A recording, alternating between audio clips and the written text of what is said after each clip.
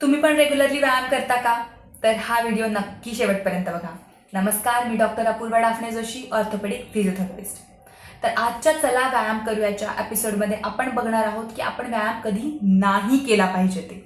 तर सगळ्यात पहिल्यांदा ताप असेल, बॉडीमध्ये कधी एखादं ॲक्टिव्ह इन्फेक्शन असेल, त्यामुळे प्रचंड थकवा जाणवत असेल, तर अशा वेळेला व्यायाम नका करू, आराम करा. दुसरी गोष्ट, शुगर लेवल सतत वर खाली होत आहेत, हाय अनकंट्रोल्ड ब्लड प्रेशरचा त्रास आहे किंवा एखादी हार्ट कंडिशन आहे, तर अशा केसेसमध्ये व्यायाम करण्यासाठी काही स्पेसिफिक एक्सरसाइज गाईडलाईन्स फॉलो करणं गरजेचं आहे. आणि एक्सरसाइज सुरू करण्याच्या आधी तुमच्या फिजिशियनना नक्की भेटा, प्री चेकअप्स करून घ्या आणि त्यांच्याकडनं एक कन्फर्मेशन घ्या की आता मी एक्सरसाइज करू शकते किंवा नाही, आणि त्यानुसारच हळूहळू व्यायाम सुरू करा. जर तुम्ही प्रेग्नंट असाल आणि तुम्हाला असं वाटतं की मी व्यायाम केले पाहिजेत, तर लक्षात घ्या की प्रत्येक प्रेग्नन्सी ही सारखी नसते. त्यामुळे तुमच्या गायनेकॉलॉजिस्टच्या सल्ल्यानुसारच व्यायाम करायचा आहे की नाही करायचा आहे हे तुम्ही ठरवू शकता. जर व्यायाम करायचाच असेल तर वुमन सेल्फ फिजिओथेरपिस्टचा नक्की सल्ला घ्या आणि त्यांच्या अंडर गायडन्स व्यायाम करण्याला प्राधान्य द्या. जर तुम्हाला एखादी ॲक्यूट इंजुरी झालेली आहे, लिगामेंट इंजुरी आहे, जॉईंटचा पेन आहे, आर्थरायटिस आहे, स्वेलिंग येते एखाद्या जॉईंटवर, किंवा एक्सरसाइज करताना एखाद्या जॉईंटमध्ये शार्प शूटिंग पेन येतोय, आधी फ्रॅक्चरची हिस्ट्री वगैरे आहे, तर अशा केसेसमध्ये लक्षात ठेवा की चुकीचे व्यायाम ॲक्च्युली तुमचा प्रॉब्लेम वाढवू शकतात. त्यामुळे फिजिओथेरपिस्टच्या अंडर गायडन्सच अशा केसेसमध्ये तुम्ही व्यायाम करण्याला प्राधान्य दिलं पाहिजे. आता तुम्ही व्यायाम रेग्युलरली करता, पण एखाद्या वेळेला व्यायाम करताना सडनली जर तुम्हाला असं कधी जाणवलं की तुमच्या छातीत कळ येते, एक सडन चक्कर वगैरे येते, तर अशा वेळेला तात्काळ व्यायाम करणं जे आहे ते थांबवायचं आहे आणि तुम्हाला डॉक्टरांचा सल्ला घेण्यावर जास्त भर द्यायचा आहे.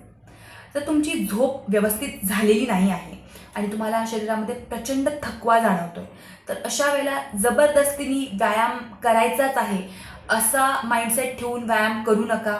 अशा वेळेला आराम करणं जास्त गरजेचं आहे.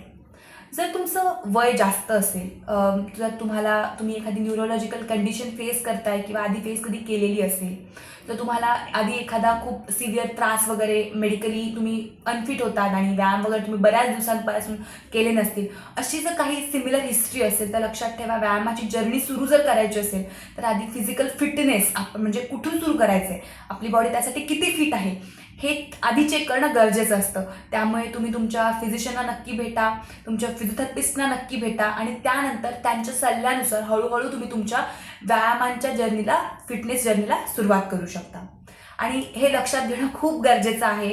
बऱ्याचदा आपल्या डोक्यात असं असतं की नो पेन आणि नो गेन, तर असं मुळीच नाही आहे. जर तुम्हाला व्यायाम करताना सडन शार्प शूटिंग पेन जाणवतोय, एखाद्या जॉईंटमध्ये खूप भयानक दुखतंय, एक्सरसाइज केल्यानंतर एखाद्या जॉईंटला स्वेलिंग येते आणि त्रास होतोय, तर लक्षात ठेवा हे सिम्पटम्स नॉर्मल नाही आहेत. अशा वेळेला तुम्हाला थांबायचं आहे, त्या गोष्टी काय होत आहेत ते हील करण्याकडे तुम्हाला फोकस करायचं आहे आणि योग्य व्यायाम करण्याला प्राधान्य द्यायचं आहे. सगळ्यात महत्त्वाचं ही गोष्ट लक्षात ठेवा की योग्य वेळी योग्य व्यायामच तुम्हाला 100% फायदा करू शकतो, अन्यथा त्या गोष्टी तुम्हाला त्राससुद्धा देऊ शकतात. तर आय होप तुम्हाला गोष्टी कळायला असतील की व्यायाम कधी नाही करायचा आहे ते. तर नेक्स्ट एपिसोडमध्ये चला व्यायाम करूयाच्या आपण नक्कीच भेटूया अशाच एखाद्या इंटरेस्टिंग टॉपिकसोबत. तोपर्यंत मी सांगितलेल्या या सगळ्या गोष्टी नक्की लक्षात ठेवा आणि तुमच्या फ्रेंड्स आणि फॅमिलीपर्यंत या गोष्टी नक्की पोहोचवा, म्हणजे त्यांना सुद्धा कळेल की त्यांनी काय काळजी घेतली पाहिजे ते. तोपर्यंत bye bye, take care of your health. आपण भेटूया पुढच्या एपिसोडमध्ये.